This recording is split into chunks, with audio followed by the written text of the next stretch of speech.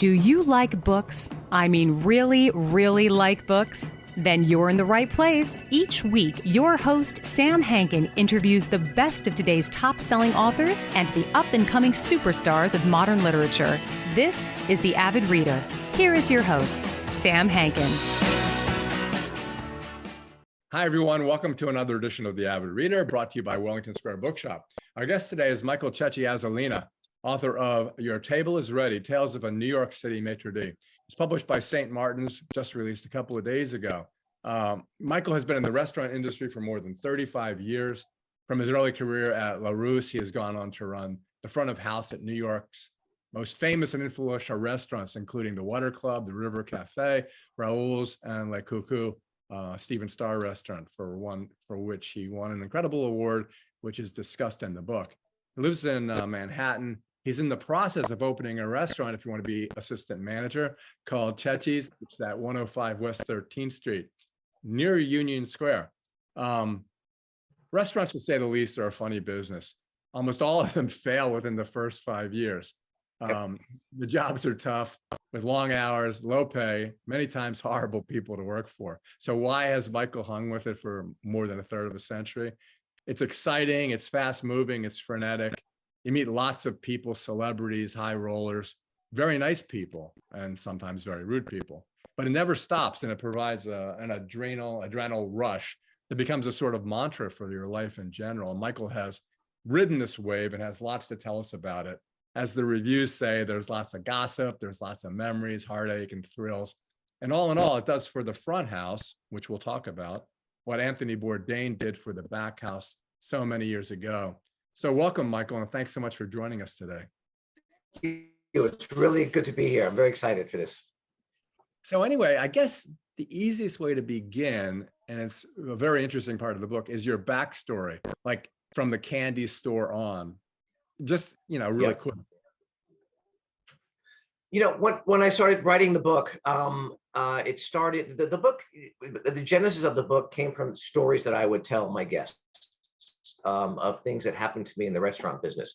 And they would always say, oh, you need to write that down, you need to write that down. So 30-something years later, I was sitting at Coucou, I was closing the restaurant, and I thought, it's time to write something down. I was waiting for some customers to leave, I had absolutely nothing to do, and I started just typing out stories. And as the stories, I started writing stories, I realized, well, if I'm going to write a book, I need to figure out where this all began. And it began in my growing up in Brooklyn, to a household where I think sort of my first restaurant job was serving my uncles, playing poker, drinks, and cleaning their ashtrays. And I loved it. I'd run to the kitchen, I'd fill up their drinks, and I'd go and I'd clean the ashtrays, and it was great. And then I was also an altar boy. And an altar boy, you're serving mass. And what you do is tantamount to setting up a restaurant. You lay out the linens, you polish the chalices, you fill up the cruets. And it was serving. And I'd wear this beautiful robe, this costumes, and it was theater, and it was the beginning of my restaurant business. And I loved it. I absolutely loved it. Well, go ahead. Yeah, well, it's then led to me getting a job in a candy store. In Brooklyn, candy stores were little luncheonettes. You had a fountain and you had a little grill, and they'd sell newspapers, magazines. They were the barbershops of small town America were these candy stores where everyone would congregate there. And I became a soda jerk there, and then a short order cook. And that truly began my restaurant career. And I loved every minute of it. It was in my DNA, I think, for better or for worse. It's funny because you talk about egg creams, and you also talk about Lou Reed. And I remember that song Lou Reed sang about egg creams. So I was wondering if you made a good egg cream, because that's like a big talent if you can make a good egg cream. Great egg cream. Thank you. And my malteds were probably even better. But the egg cream, you had to get that foam at the top of the glass that looked like whipped egg whites, and you had to just get it right, and the seltzer had to come down right, and you had a long spoon, and you had to stir it right, and it would be a masterpiece if you did it right. And we used glasses. There's a place in New York City, it's now sadly closed, Gem Spa, which was there on St. Mark's Place for 60, 75 years. They sold egg creams, but sadly they converted to plastic cups, and it just wasn't the same. No, it was heartbreaking. I know exactly what the glasses looked like too. Those glasses. Yep, exactly. I tend to jump around. So since you talk about that, that reminds me of how much of the book is devoted to bartenders and how important they are for so many reasons. Talk a little bit about them and their antics and whether they're good or bad and how it can really screw things up. Bartenders are in a world of their own. The bar is theirs. I think my first restaurant, I went behind the bar to get something, and and I was a rookie waiter, and this bartender looked at me like he was going to kill me. He looked at me and says, "Don't you ever walk behind my bar." And I was like, holy shit, this is, and I walked away. But, bartenders, they have personalities. The women fall in love with them, or the men fall in love with them, and they're unique entities unto the restaurant themselves. And when you get on their good side, well, there's nothing better, because you'll get your drinks faster. They'll give you drinks in those moments when you need a shot of something because you've just been sat 8 tables at once and people are screaming at you. You don't know what to do. And the stress level is building and building. It's like, I need a shot of vodka to get through this. And so you do. So I've worked with some amazing bartenders. Yeah. I think I lost my train of thought there. Well, I can keep going because everything reminds me of something in the book. That was what's so cool about the book is you want to keep reading because everything segues into something. So when I thought about the bartenders, then I thought about your gangster story and how you thought you were going to die. You're so paranoid. You're just like me. It's like that Woody Allen thing you talk about all the time. Oh my God. Yeah. So it was at the River Café, we had this bartender. I called him Jay in the book, and he was in the Bartender Hall of Fame. He was a by-the-book bartender. This is what the man did, and he was hard-nosed. If you were a new employee, he didn't talk to you for a year till you made your chops, and he could think that you were any good to be at this restaurant at the River Café. And the great story of him is that he would wear a pull-off tie. He wouldn't do a tie that you wrap around your neck. It had the little clip that I used to wear in Catholic school. And he wore it because one day he was at the bar and he got into a fight with this guy. This guy reached over, pulled his tie, and sucker punched him. And he said, after that, it's the last time I wore a wraparound tie, and I always wore a tie. And he was a legendary bartender. And there's one night that he's at the bar. It's very quiet. I'm sitting down having my dinner, and this guy comes walking in, goes up to the bar, sits down, and suddenly the valet comes running into the restaurant, and he comes to me, Michael, this guy just left his car parked right in the driveway. Buzzy, the owner's coming down. I got to move the car. He's drunk. I don't know what to do. So I look at Jay, this great bartender, and I give him the sign, the cut him off sign. He looks at me, gives me the stare, and I see him turn around and pour the guy a Doers. And I'm like, oh man, what are you doing, Jim? If I tell you to cut somebody off, you cut somebody off. You tell me to cut somebody off, I cut him off. He didn't do it. He then comes up to me and says, do you know who this is? I said, no, I don't know who this is. It's Fat Anthony. Just sit down and go back to your dinner. Turned out he was a mobster and up and coming in the Gotti gang, and wound up threatening my life that night. And it led to a month of absolute terror. Absolute terror. I thought he was going to kill me. And there had to be a sit down to rectify the situation. That's how bad it got. And every day I'd walk home, look behind me, waiting for someone to jump out, and I had to break my legs or, bash my head in just to make a point. Luckily, he got offed. Yeah, he did. He got hit. Yeah. Well, anyone getting, I felt like I dodged a bullet, literally. Yeah, literally. So that leads me into the next thing, which is, I say front of house, back of house, hostess, door, maitre d', maitre d' hotel. Talk, for people who don't understand what you're talking about there, talk about what each of these terms mean and the people who are the different, I guess it's a hierarchy, almost like the military. Absolutely. Yeah, look, you go back. You have to go back to Europe, to the French system, and how people rose up through the ranks. In the kitchen, they staged. They worked for free to earn their chops. They were apprentices. And same thing in the front of the house. You started off as a busser and worked your way up to a waiter, to a captain, eventually the maitre d', who was the master of the house. and he ran the dining room. And this traveled over the seas, and that's how the classic French restaurants structured their front of house team as well as the back of house team. So you had this hierarchy, and it was like a military. You would line up and get, they check you for your uniform, make sure your shoes were polished, your tie was on straight, everything was right. And the maitre d was the head waiter, basically. He had the most experience, ran the dining room, laid out your reservation book, was in charge of service, made sure service ran properly. And that's the world that I came of age in the Water Club, where I was first a captain, then the River Café, where I was a captain, then a maitre d with the two other gentlemen. And so the maitre d, then you ran the dining room. You were in charge of service. You told captains what to do, and you told the busters and servers what to do, and you were in charge of the door.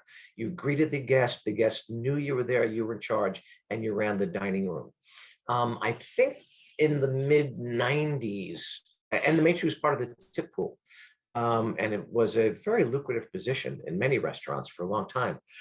And I think in the early 90s, the IRS started clamping down because waiters did not declare their tips. Tipped employees didn't declare their tips. To New York, I don't know about the rest of the country. And they cracked down, and I think they hit about 4 famous restaurants and audited people. And I knew people at Petrosian, a very fancy caviar place in Midtown. And like the bartender got nailed for $78,000 in back taxes, and captains had to pay about $35,000 in back taxes. So you then, because you made so much money in tips at the door, the owners had to pay the maitre d a full salary, and they didn't want to do it. You're talking 6-figure jobs. So maitre d started to get phased out in place of hosts.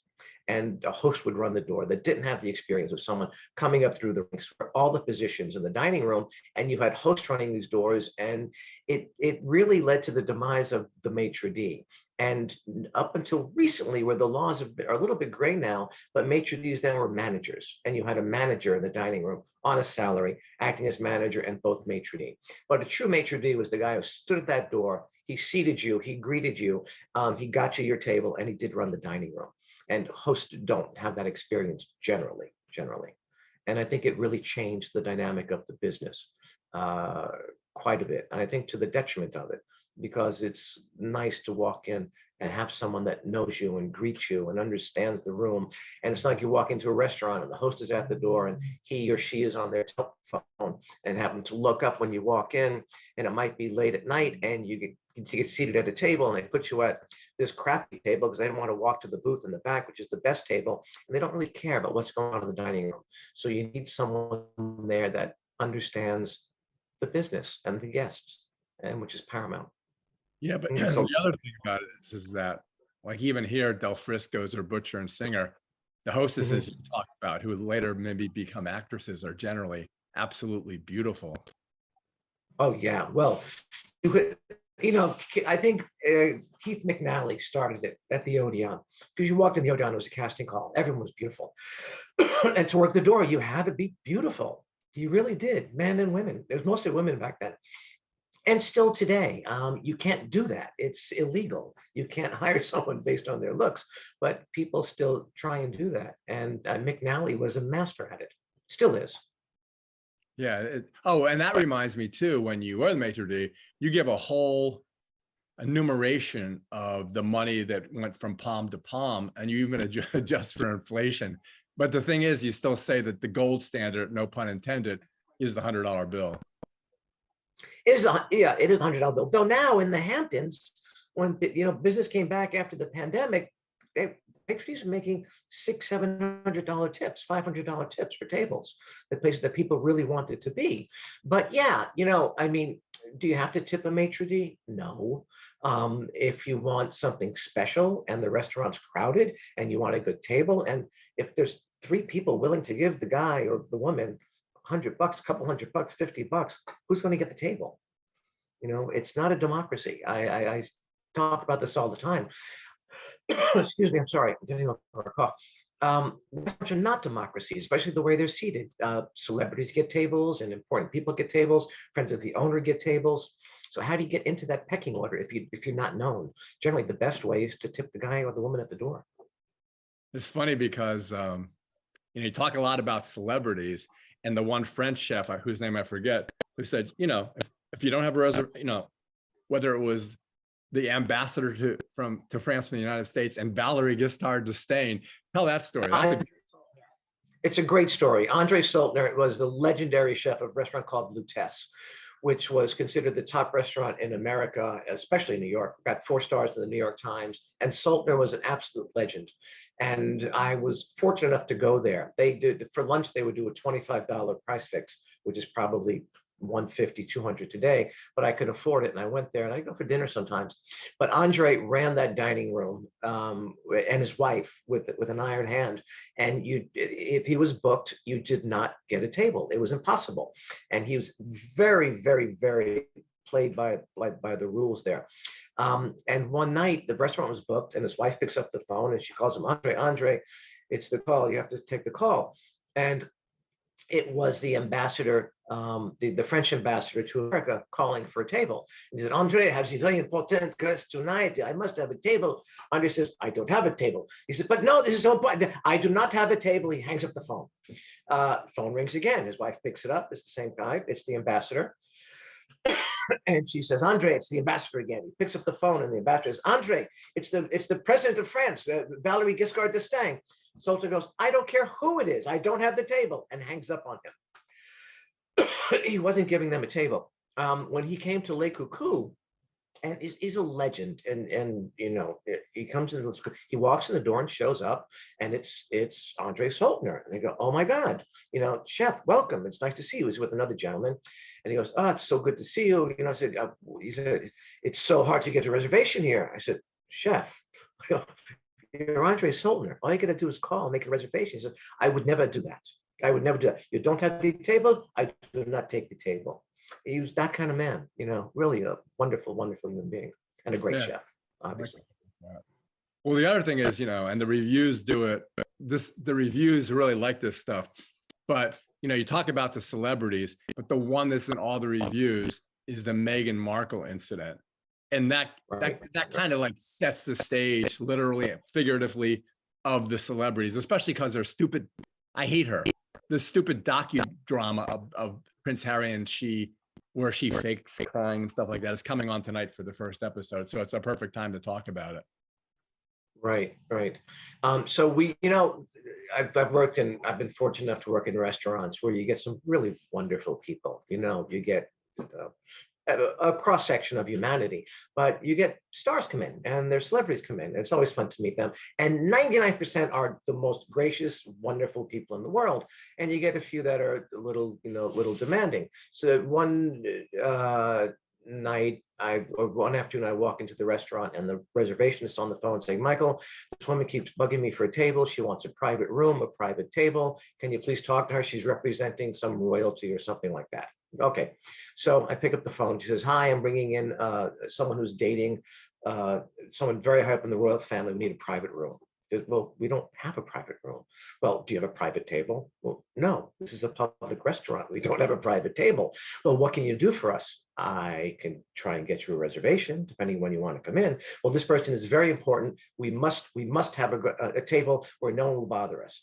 So, well, it's a public restaurant. I can give you a table. I'll try and give you something in a corner, where you're tucked away. That I'll be happy to do if I can make the arrangements for you. She says, well, can you not see anyone on either side of us? No, I cannot not see anyone on either side of you. This is a sought after reservation in this restaurant. People wait a year for a reservation, and I can't do that. And it's a business we're running. Says, well, you need to give us the corner table. Great. This after calling like a week, talking to the reservationist. They show up about a half hour early. It's Meghan Markle and her press agent, I believe. I didn't know who Meghan Markle was. I know nothing about royalty. It meant nothing to me. We'd had a lot of royalty come to the restaurant. A lot of the younger kids, I call them, sort of in their early 20s. They were a blast. A lot of fun, staying in New York, and really a lot of fun. Anyway, they come in, and it's maybe a half hour early for the reservation, and ask for their table. I says, well, I'm so sorry, but your table's not ready. We've got another half an hour. Well, what are you going to do for us? I says, well, not much I can do. You can go to the bar, or you can go upstairs. There's a library upstairs in the hotel. And she was very angry that I didn't have the table for her. Meanwhile, the Duchess to be, Meghan Markle, doesn't say a word, nothing at all. Looked kind of like a deer in the headlights, and was, didn't want to be there, it seemed. I don't know. Anyway, they wound up going to the bar, and no one really cared or noticed who she was. I mean, now they would, of course, but this is when they just started dating, or I'm not even sure of the chronology of the relationship. They eventually got this table in the corner and had dinner there. But I mean, it was just absurd. If you don't want to be seen and you don't want to be bothered, don't go to a public restaurant. Why are you coming here? It makes no sense. It makes no sense. But, almost all the other people are just wonderful, wonderful people. Well, and I got a whole list of them sitting here, but one of the ones I really liked, and I guess it was in his elder years, was Jackie Gleason and how he left the restaurant. Yeah. It was, I'm a Brooklyn guy, grew up in Bensonhurst. We all watched The Honeymooners. I tell Jackie Gleason's story now to my young staff. They have no idea who the guy is. So I've even stopped telling the story. Jack, how do you know Jackie Gleason? And he was, he came in one night, I was at the Water Club, and the Maitre D, Guy Susini, French old school Maitre D, taught me a lot about the business. And he says, you put the table, you have to go to them immediately. Go to the table. First table in the restaurant is Jackie Gleason. And I'm like, holy shit, it's Jackie Gleason. It's kind of like an idol of mine. And I go to the table and I say, good evening, can I get you a drink? He said, yeah, I'll have a Dews and water. Dews on the rocks. And the lady will have a Chablis. So I go get him a drink. I come back to the table. I put the drink down. Jackie Gleason grabs my wrist and holds me there. He downs the drink. He goes, I'll have another. So I go back and get him another. I'll make this a long story short, but then he asked for hash browns. He says, you have hash browns? He says, oh, I'm sorry, sir, we don't have hash browns. He says, do me a favor, ask the chef, tell him it's for me.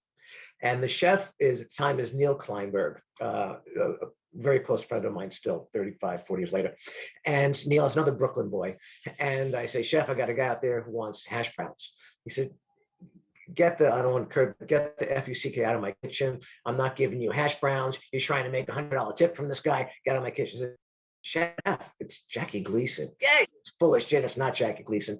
It's Jackie Gleason. He looks out the kitchen door. He sees at the end of the dining room, Jackie Gleason. Next thing I know, he's peeling potatoes. So Gleason gets his hash browns. I tell him to get the hash browns. So the chef would love to make you your hash browns.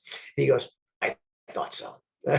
He was as gracious as could be, and the restaurant was empty when he came. And as he's leaving, the restaurant's full. It was a Saturday, and we're packed. And the Water Club is a very long dining room, and at one end is that big celebrity window table. The other end is the maitre d' stand. And as he gets up to go, he starts walking down the aisle, and people realize who it is, and they see it, and they start to stand up, like doing the wave at a stadium, and they stand up and they give him a standing ovation.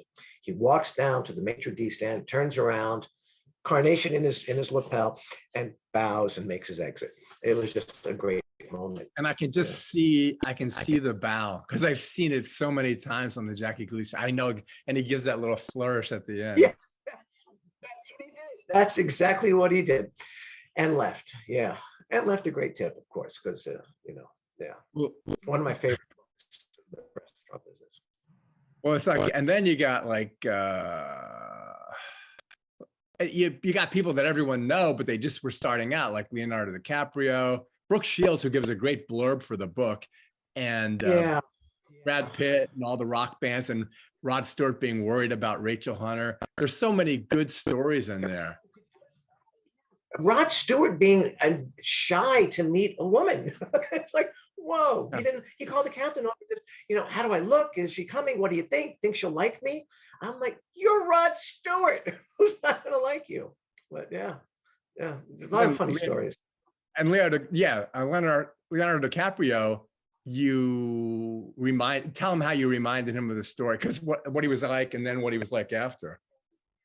He came to Raoul's. Actually, Gwyneth Paltrow lived across the street from Raoul's, and this before she was known as Gwyneth Paltrow. She was, I don't know who she was, but she was a beautiful woman that would come in and sit at the bar and have a glass of wine. And I was good play hit on her and stuff, and she'd laugh, and we became, we knew each other. I didn't know who she was at all. And one night she comes in and brings in a young Leonardo DiCaprio, who I think had just finished Gilbert Grape, because he was known. And he was underage at the time. And she asked, can I serve him a beer? And I probably should tell this, but that's in the book. I did say it. And I said, sure, I'll give him a beer. He had a beer, he had another beer, had another beer. He starts to get obnoxious. And I'm like, I'm gonna cut you off, man. You gotta come down. And so that night finishes, jump ahead 25 years later, Leonardo DiCaprio comes to Lake Coucou. And I remind him of the story. And he looks at me and he goes, I have no recollection whatsoever. He says, but you should have thrown me out. And then I have to escort him out the back way. The paparazzi was filling up the street, the front of the restaurant. Yeah. Yeah, it's funny how when it becomes, oh, I know what I was going to ask you. You know, there's a transition, and some of the reviews talk about this too. You know, you had the Studio 54, and partly because of AIDS and other reasons, it goes out of business. And they talk about how the restaurants became what those places were, where you're out in line and they grab you because you're wearing a beautiful suit and you're a wonderful person, and they bring you in, you know, that kind of thing. Right. Yeah. So Studio 54 ends, you know, they all get busted and where do you go? And restaurants filled that void, and people came out to restaurants, and restaurants became an experience. You didn't go just have dinner. You went, it was the night out. Instead of going to the theater, Broadway was having a hard time back then. If I remember correctly, it showed, you know, as well, it usually does, goes up and down, but people came to restaurants to see and to be seen and to party. It's the time when everyone was doing cocaine. I think Time magazine had the cover, you know, cocaine, the wonder drug, or I forget what it was.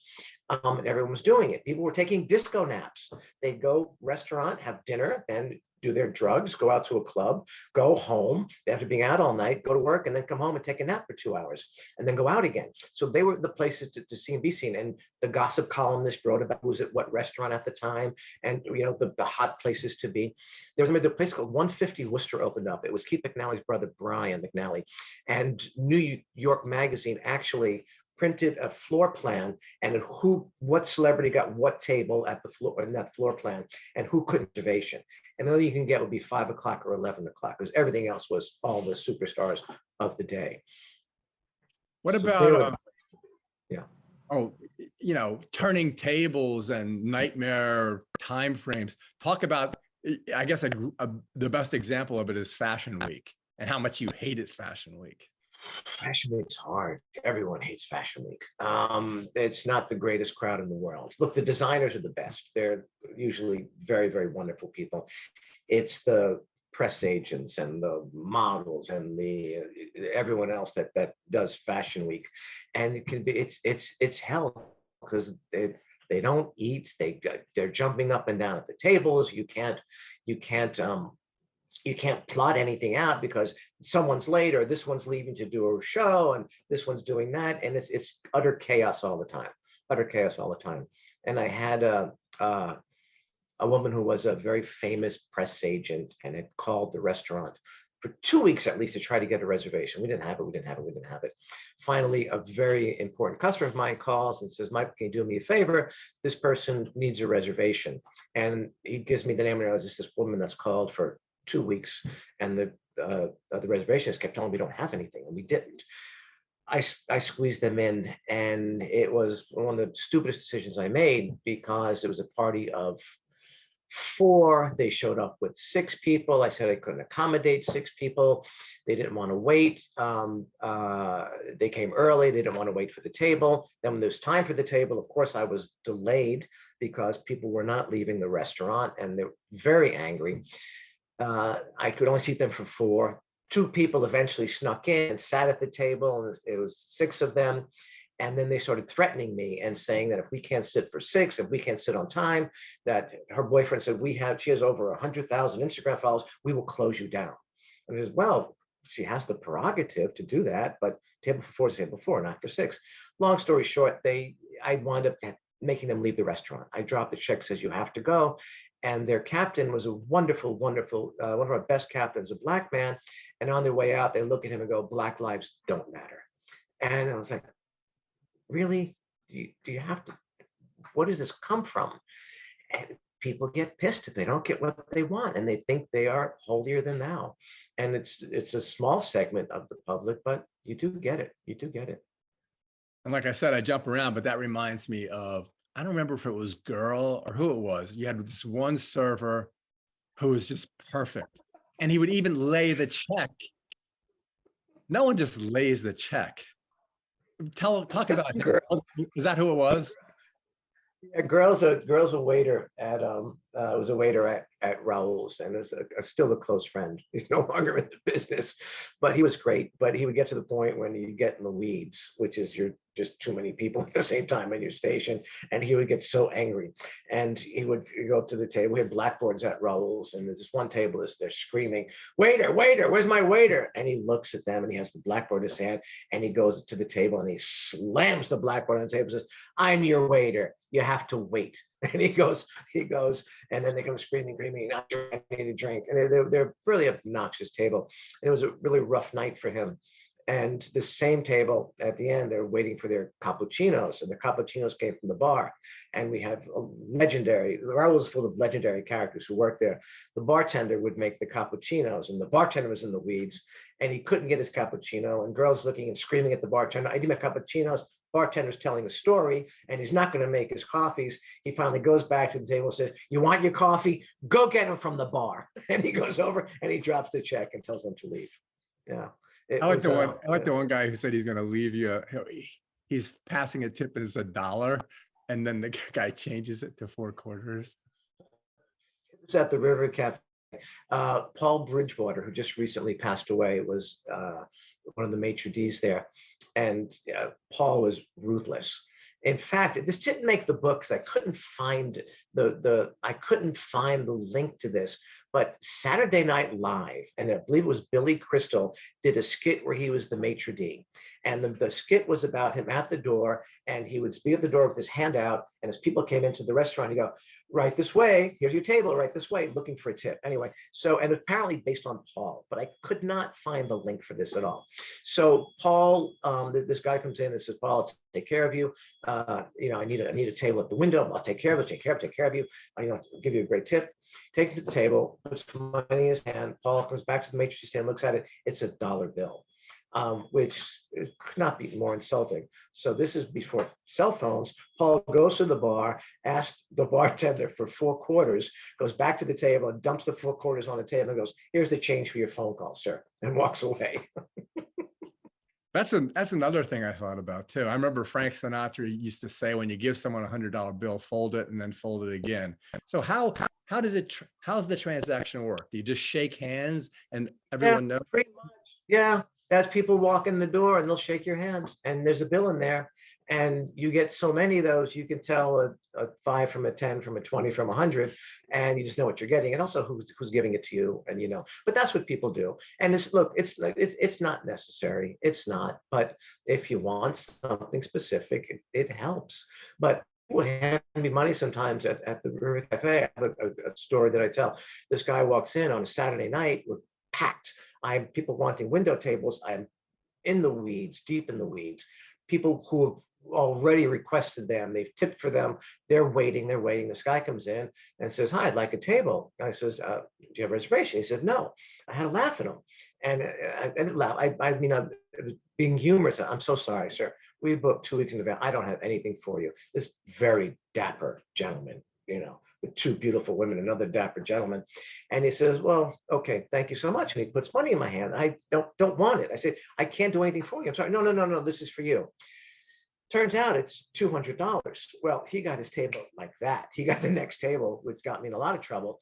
He did that. But so it does help. It does help. And most people, though, that will tip you on the way out. And they'll just thank you, say, "Thank you so much." Even people that you've done nothing for, just were nice to them.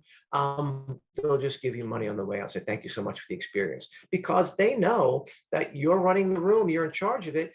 And if the experience was that good, well, it goes from the top down. Buzzy would argue, who owns the restaurant, that it comes from him down. But it's you put people in charge, and people are grateful for it, and they understand what you do, and it's nice. Was it the story? Is it Harvey Keitel who asked you had to explain basically the pork chop was. This was a great night because this is after the premiere of Pulp Fiction, and the Lawrence Bender, who produced the film, used to be a waiter, a server at Raoul restaurant. So he brings in Travolta and Uma Thurman and Harvey Keitel and a bunch of people from the cast. And they're sitting there, and Raoul's the menu is in French, and there's a big blackboard next to the table that they sat in, and Harvey's there. Harvey's been there before, and then Harvey's there, like he's looking at the menu, and he's looking, and he goes, that Côte de Veau, what's the Côte de Veau? I said, it's a veal chop. Oh, veal chop, yeah, with the bone, yeah. Oh, so Côte de Veau is veal with the bone, it's a chop. Yeah, Harvey, it's a veal chop. Said, oh, okay, the chop, right, with the bone. Yeah, Harvey's, all right, go to somebody else. So I start taking orders, and I go back to Harvey. Last one to order. I said, what would you like? He says that this Côte de Veau, right? It's got the chop. Yeah, it's got the chop. Yeah. He says, does the chef make it? Just yeah. I mean, I'm not going to tell him the chef's really not cooking, but yeah, the chef makes it. He says, all right, I'll have the steak. The thing is, when you tell that story, I can hear his voice exactly the way he talks. And I went to YouTube to hear him talk after I looked at the book. And it's just, it must have been so hilarious. Great. It was great. And, He was great. I love Harvey Keitel for one of the greatest actors ever, and an idol. And it's just great. Yeah. Well, like in the movie, it's like segues into the movie when he was the fixer. It's the same kind of dialogue he did when he was the fixer, He doesn't change. That's just the way he is. Right. Yeah. Totally right. Yeah. Oh, and then go ahead. I mean, why am I still in the business? But it's addicting. This stuff is all addicting. It's a show every night, and it's not just the stars, or, the celebrities. It's the people around the corner, your regulars that their kids when they're graduating, their wives, the family. They become part of your family, and I love these people. I love it. I love it. Oh. Sorry, I interrupted. The other side of the coin is a really good story about, the guy, you called him the Shah, and again, I think it was the lamb. It was Coucou. Yeah, one of the most difficult customers ever. Sent back the lamb. It was a tough night. I had actually screwed up, and I didn't have the heat on properly. And people were cold, and they complained that they were freezing. What's wrong with it? I realized I had to turn the heat on. So I go to the table and said, I'm so sorry. Let me fix this for you. Take care of it. And they're miserable. 3 people. They're not happy. They're not happy to be there. I think that the reservation was a favor by the owner or someone. I don't remember exactly. But they're sitting there. So it's time to take the order. And he asked for the rack of lamb from his captain. And he gets the lamb, and it comes back, and they were troubled the whole meal. And the captain comes to me, you got to go to this table. The man hates his lamb. So I go back and say, sir, is there a problem here? He says, this is lamb? Can the chef not cook lamb? I asked for medium rare lamb. This is not medium rare lamb. I mean, does he know how to cook lamb? I hear he's a great chef. I don't think that's the case. He says, well, I'm so sorry, sir. And I look at the lamb. I said, please we'll recook it for you. It'll just take a minute. I take the lamb, and the lamb is perfect medium rare. But what are you gonna do? I bring it back to our sous chef at the time, who was this fire plug of a guy. And I said, chef, I got this guy. He doesn't like the lamb. He says medium rare. He says, come on, but get the F-U-C-K out of here. This is that lamb. Come do me a favor. Please make the lamb for him. Please do that. They remake the lamb, goes back to the table. I stay as far away from possible. The captain serves it, and I see there's a brouhaha going on. And I go to the table. He said, look at this lamb. It's just not what I ordered. This is unbelievable. Supposedly the best restaurant in America. How dare you serve this? The chef doesn't know what he's doing. I'm so sorry, sir. It was just a disaster. And I wound up picking up the check. They were that unhappy with the meal. And on their way out, and he looks at me and he says, I'd like to come back. Can I get a reservation? And I don't why you want to come back after you had a horrible experience. It's who you want to torture, yourself? Do you want to torture us? And I says, of course, here's my email. Email me, and I'm happy to make your reservation, just to make it up for him, to get him out the door, at least somewhat happy. Sure enough, a month later, he asked for reservation, And he comes in, and in a pre-shift, when you go through the book and who's coming in, I alerted everyone that this guy's coming in, and the groan that went up, the collective groan, and the sous chef, or chef de cuisine, actually, I'm sorry, no, sous chef, he's going, why did you take the, what are you crazy? What are you doing? Are you nuts? This guy should not be allowed in the restaurant. It's just awful. And I did it. And honestly, I don't know why I did it, but I did it. I don't know what I was trying to prove. And of course he comes in, and what does he order? The lamb. And lamb goes to the table, and it's the exact same thing. And I swoop in there, and I'm so sorry. I say, do you like fish? And he says, yes. And so I go back to the chef, and I say, chef, doesn't like it. The first lamb the chef had thrown in the garbage. This time I went back and I threw the lamb in the garbage. Please make him a Dover sole. And he did. He made him a Dover sole, and he liked it, and he kept coming back. And we eventually won him over. And he was never as nasty or mean. And then one of the last times that I was at Coucou that he was there, he wound up giving me a gift of a big tin of raw Iranian caviar as a thank you. So is it persistence? Is it being kind to people? I don't know why I did it, but we turned it around, and he actually became very kind, and actually brought in people from other restaurants that work there, sommeliers, for dinner, to have dinner with them. So, you know. Well, you know, the thing about it is there's one point in the book where you go, you know, the customer's always right. That's bullshit. And now you're going to open this restaurant. And the thing is now, and it happens to me in the bookstore, you know, with Yelp and Instagram. And if some famous person who has 500,000 followers says, I want to hear it was a miserable place, you could be screwed. Although I find that if you get like 4.5 stars and one asshole gives you a bad review, actually it increases business, because people see that everyone loves you except one dick, you know? Yeah. Like someone wrote in my book, they wrote in my bookstore, this is the most homophobic place I've ever been in. And there was no reason to even say it. But there's like 5,000 good reviews. So if I read that, I go, okay, this place must be great. Yeah. But you got to worry about it. You know, look, it's the world has changed. It's every customer is a reviewer and a critic, and they go on Yelp or Eater or wherever they go to write the reviews, on Open Table, on Resi. You get instantaneous feedback reviews. Firstly, if the experience is bad, right? If you don't have a book about LGBT community in your bookstore, and someone will complain about it. But if someone comes in and they didn't like the steak, or they didn't like the service and all that, tell us. Just tell us. Let us know you're not happy. We'll fix it. If the steak is overcooked, we'll get you a new one. If you don't like your server, the server is rude, we'll talk to the server. We'll get you another server. If it's that bad, we'll buy you dinner. Just let us know. We'll fix it right then and there. Why do you have to sit through there, be miserable, then go home and write this horrible review, which for the most part, many of them are not really true.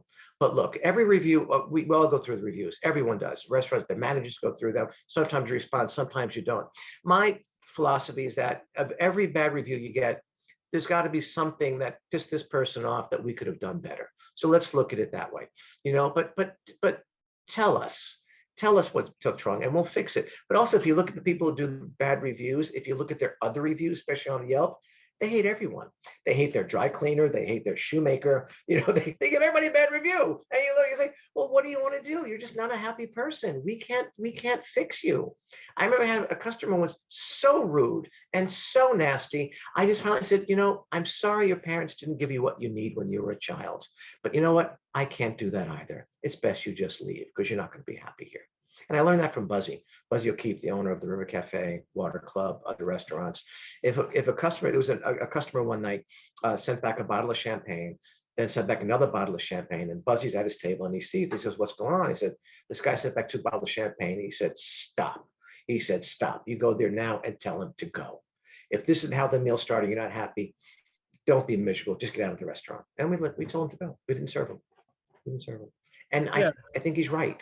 I agree with that. I agree with that. You do your best. You really do your best. But at a certain point, come on, man, don't play us. If there's some asshole in the bookstore, sometimes I'll go, hey, if you leave, I'll give you $20. Sometimes they take me up on it. It's not worth it to me. When my restaurant restaurant opens, I might try that. Well, it's like some people, there was an episode of South Park where the wife and the kid are saying, hey, Dad, come out and take a walk with us in the park. And he goes, I can't, I got to finish this Yelp review. And I'm going, that's what it's like. And then they'll say something like, I was there and I dropped a fork on the floor and it took them 5 minutes for them to come and pick it up and give me a new fork. And I'm going, seriously? They give 1 star. I know. Yeah, I know. Yeah, that's the way it is. That's now the nature of the business. And so you have to live with it. And like I said, at every bad review, figure out what went wrong there, what you could have done better, if possible. But I have a friend who's a chef, I won't say his name. He's now started to respond to the bad reviews and tells the truth and lays it out. And they're hysterical. They're amazing because he just reams these people right back. It's great. Excuse me. I went to this restaurant in San Francisco and you go to the bathroom and all they do in the bathroom is play all their bad reviews. So it goes like, if you want to have the worst hamburger that you've ever had in your life, this is the perfect place to go. And you just hang out in the bathroom because you want to hear all of them. It's the best thing. And it makes you want to eat there more. But that is amazing. That is amazing. I love that. I love that. Yeah. You can do that. It puts it all in perspective, doesn't it? It does. It just puts it in perspective. Yeah. Well, so I guess you ought to talk because you begin it and you end it with one of my favorite restaurateurs, and he started in my hometown of Philadelphia.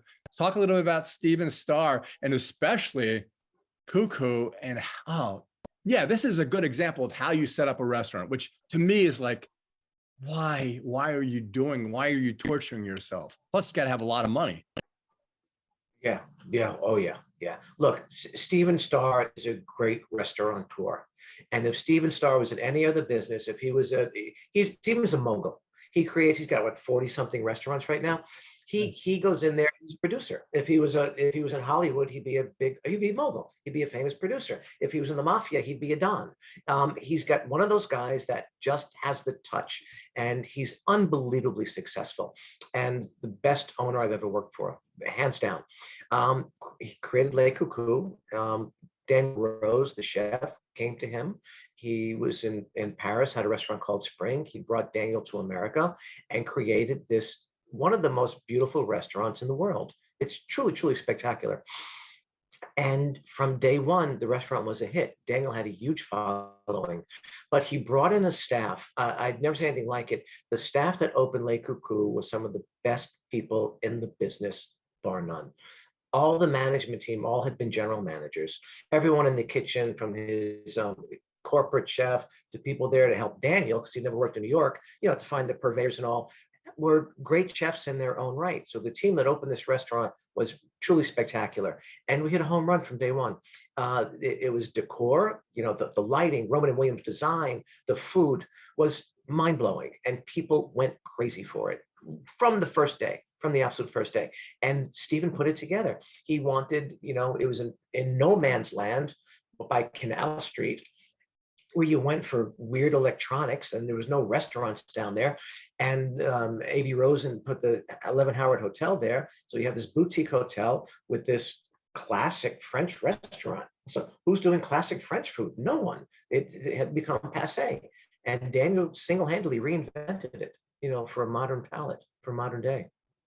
Yeah, even Stephen has. I'm sorry. Even the flowers, like every touch. Yeah. And then, every detail, and it's in the. Yeah.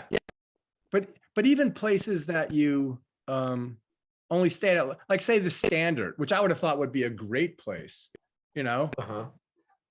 You only stayed there a little bit. What is it that says, no, this is not right for me? The energy. To me, it's always the energy, especially in a restaurant, even hotels. There's the energy. You walk into a restaurant, I do. You walk in and you just know if it's right. You're attuned to it, and the energy comes from the people in that space, from the owner down, how it's run. How it's run, you know what the food's going to be like. You walk in. When my wife and I were traveling, we go to different places, and I'll sometimes walk into 10 restaurants looking for dinner. Before I walk in, I go, this is the place. And I don't know why, except I could feel it. I just know it's right. I can tell by the decor, the lighting, someone took time for the lighting or not, or it's so slapdash and you realize, oh my God, they just put this together and I bet it's going to be amazing because they just know what they're doing. But it really is the energy. Look, to me, dining is an experience. It's not just about the food. When you walk in that door, you're entering someone's living room for 2 hours, strangers, and you want those strangers to be your family. Like we dine. Why are people so devastated during COVID when restaurants closed? They couldn't go to a restaurant. You think, okay, there's greater things to lose in your life than going to a restaurant, but it's such a vital part of who we are, how we celebrate, how we share a meal, which is a special, special thing that we do as human beings. And restaurants create that, and the right ones have it energetically. You walk into Raoul's, you feel like you stepped off a street in Paris. You walk into Lake Coucou, you're absolutely transformed by the lights in that beautiful bar. Minetta Tavern. You walk in there, you're in old New York. These places got it. They understand it. They're put together by people who really know what they're doing, and they hire the right people to be there. And you feel it when you walk in there. You know, I could go on for hours, but why don't we conclude by telling us a little bit, because you have your daughter and you sitting there, and she goes, what are you going to do now, Dad? And that's how Cecchi started. So why don't you talk about the new place, because it's good for you to talk about the new place and what it's going to be like. Go ahead. You know, it's in the middle of the pandemic, and I hadn't worked. I haven't really worked in a restaurant in 3 years, almost 3 years. March 15th, 2020 was the last time I was in a restaurant as an employee. And my daughter said, what are you gonna do now, Dad? And I said, I don't know. She said, there's only one thing you can do. And I said, what's that? She said, Cecchi's. You have to open Cecchi's. And so I got on my bicycle and I listened to her, and I wanted to be in either Tribeca or the West Village of Manhattan. I went up and down every single street to see what was available. And one day I'm heading home and I said, oh, let me go check out 13th Street. It used to be an old restaurant row with famous restaurants on it. La Tulipe back in the day, that was 3 stars. But there was a restaurant on that block called Café Louche, French for wolf, L-O-U-P. That was iconic, been there about 35 years. Big in with the publishing people went there, writers, directors, editors went there. And I went, and there's a for rent sign on the window. And I said, that's the place. And so I rented it, and I'll be opening Cecchi's probably in February. And I took the space because, like I said to you about energy, it had the energy of old New York. And my concept is to do an American bistro. I wanted a quintessential West Village restaurant with American food, serving comfort American food that we all know and love. At least I do. But American bistro, the term never read right to me. It was something wrong with it. First of all, you have a French word and you have an English word. So American bistro, it's contradictory there. So I asked Chef Daniel Rose, Chef, what's a bistro? What's a real bistro? And he said to me, it's a guy or woman from Alsace, he just picked a region in France, who has his mother's recipes in his back pocket, takes the train to Paris, gets off, finds the first place he can afford, and opens a restaurant. That's a bistro. And I thought, it was my epiphany. I thought, yeah. And so what's my bistro growing up? And or the bars and grills that dotted Brooklyn and Queens and the boroughs. And it would be a guy or a couple from the neighborhood, a woman would open a bar and grill and would have food. And on the sign always said bar and grill, and it would say steaks, chops, and seafood. And I would salivate reading that sign, because I know you go in there and you get a great steak and you get a great piece of fish, and the food was delicious. And that's the true American bistro. So I'm opening a modern bar and grill. It will be classic comfort food. We're going to do, a whole chicken for 2. We're going to do a duck pot pie. We'll do simple seafood, steaks, a burger. I want the best onion ring in New York City. I want great fries. So it's going to be the quintessential, I hope, West Village, New York restaurant. Harkening back to old New York days of the Stork Club and Mortimer's, the famous Upper East Side Cafe Society restaurant, whose specialty was meatloaf, go figure. Places like that, Joe Allen's that still exists with the theater crowd. Those classic New York restaurants is what I'd really like to recreate. And look, in a modern way. You still have the same enthusiasm, the same passion as you did when you were a kid. It's so amazing. It's great. Thank you, but I love it. It's just, I love it. I can't wait for people to walk in the door. I want to give people an experience. I want to hug my old clients, my old guests. I want to sit with them and talk and bring them back and give them that experience. Well, I want to come for two reasons, just because of the food, obviously now meeting you, but also because, and this is another thing customers like, I want to tell my friends, I know the owner, you know, and come in and I hug you and you hug me and all that stuff. Yeah, but you want that. Who doesn't want that? And I love doing it. And I've been working that neighborhood for 35 years, you know, within a 20-block radius. And I know these people for forever. And I also don't want to get one shot, because if it's really bad, they'll say, hey, great to see you, but I'm not coming back. But no, I want to create something, a place special where you can come in and walk through that door and sit down and have a martini and forget about your day and spend 2 hours and having a great time. And then pay a check and leaving because I have another table coming in. Yeah, right. You got to boot me out. And you will have to boot me out because I like closing places up. That's my life, is closing places up. Well, I think judging from this, we'll probably sit there and have a very long dinner. Yeah. Well, thanks so much, Michael. And also, it's just been a pleasure because we share so much in common, which the audience doesn't know, but we both went to the University of Florida. We know the same people. So it's been a wonderful talk, and I really appreciate you taking the time to do it. A pleasure. Thank you so much. It was so good to be here. Thank you. Yeah.